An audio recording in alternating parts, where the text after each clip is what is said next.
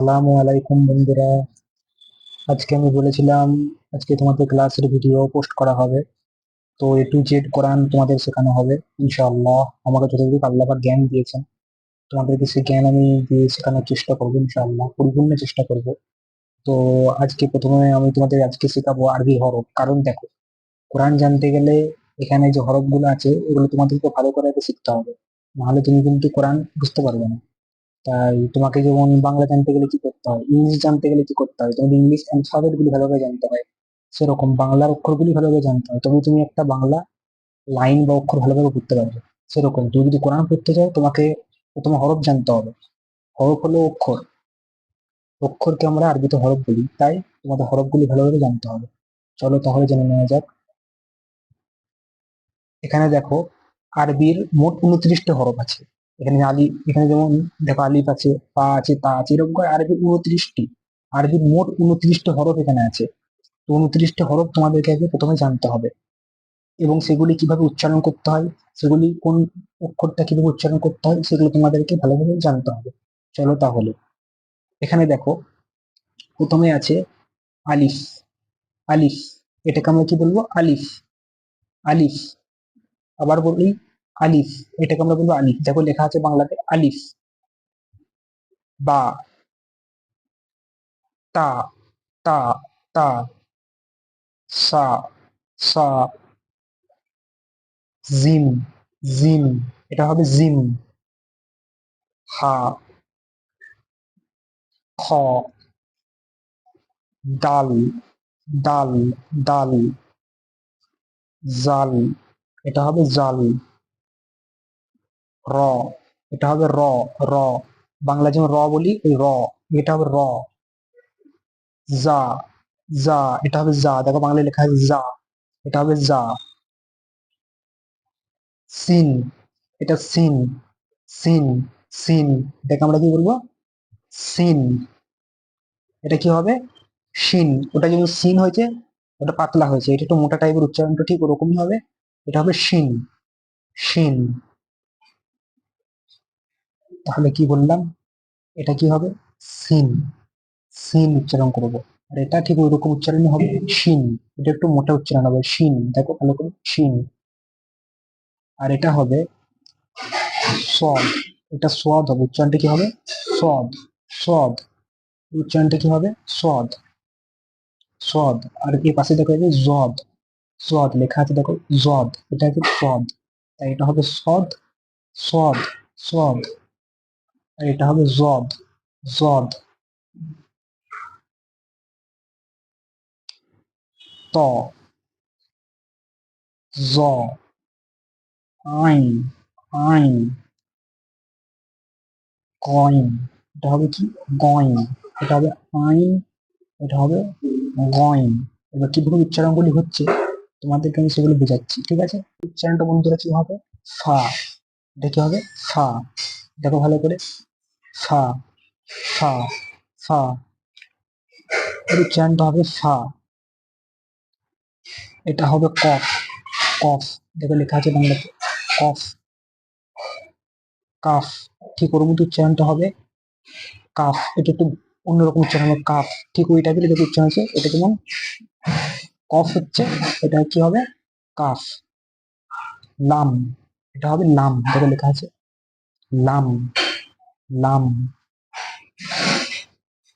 মিম, মিম। নুন, নুন। Wow, wow. হা, হা, হা। হামজা, হামজা, এটা কি হবে উচ্চারণ দেখো?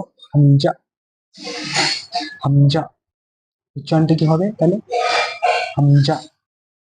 ইয়া, ইয়া,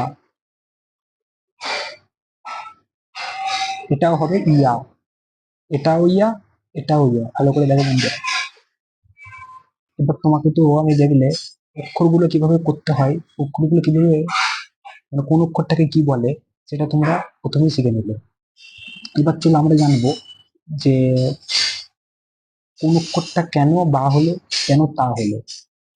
অর্থাৎ এখানে আলিফ বা তা সা, এগুলি আমরা ভালোভাবে আরো একটু জানবো।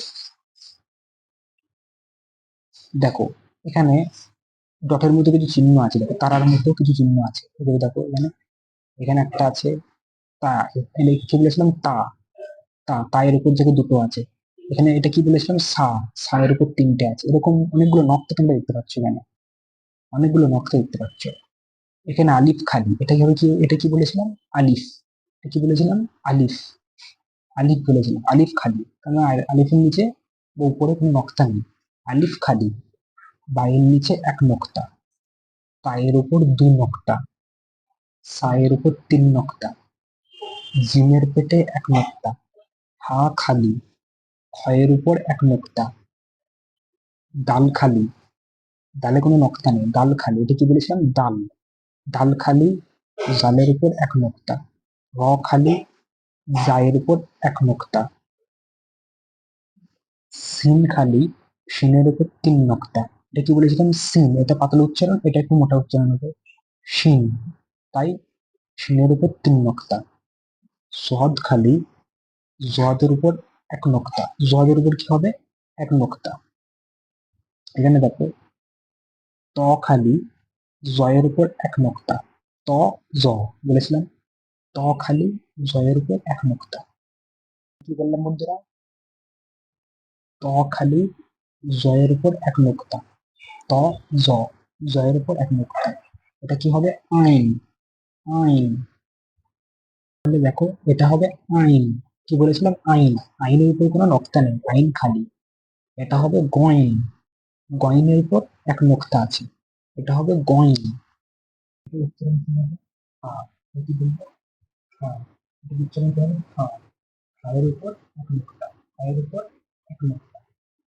ক, কফের উপর দুই নক্তা, এটা কি বলেছিলাম ক, কফের উপর দুই নক্তা, কাফ খালি, কাফের উপর দুই নক্তা, লাম খালি, এখানে পাবে মিম, এটা কি বলেছিলাম মিম, মিম খালি, নুন, এটা কি বলেছিলাম নুন, লেখা আছে দেখো নুন, নুনের উপর এক নক্তা, ওয়াও, ওয়াও খালি, হা খালি, হামজা, আমি কি বলেছিলাম হামজা, সেও খালি, হামজার উপরে কোনো নক্তা নেই, ইয়া, ইয়ার নিচে দুই নক্তা, এটাও কি বলেছিলাম ইয়া, ইয়ার নিচে দু নক্তা, এখানে দেখো নকশা বিন্দু করে যায়, যেটা তোমাদেরকে এখানে লিখতে বলছেন নকশা, এই নকশা বলবো, কি বলে কি বলবো নকশা, আমি তোমাদেরকে আমি যেটা বলবো সেটা হলো উচ্চারণ কিভাবে করবো, আমরা শিখে নিলাম এবার নক্তাগুলো পরিচয়, তার সঙ্গে সঙ্গে কোন হরফটাকে কি বলবো সেটাও শিখে নিলাম, এবার উচ্চারণটাই শিখতে হবে আমাদের, কারণ দেখো কোরআন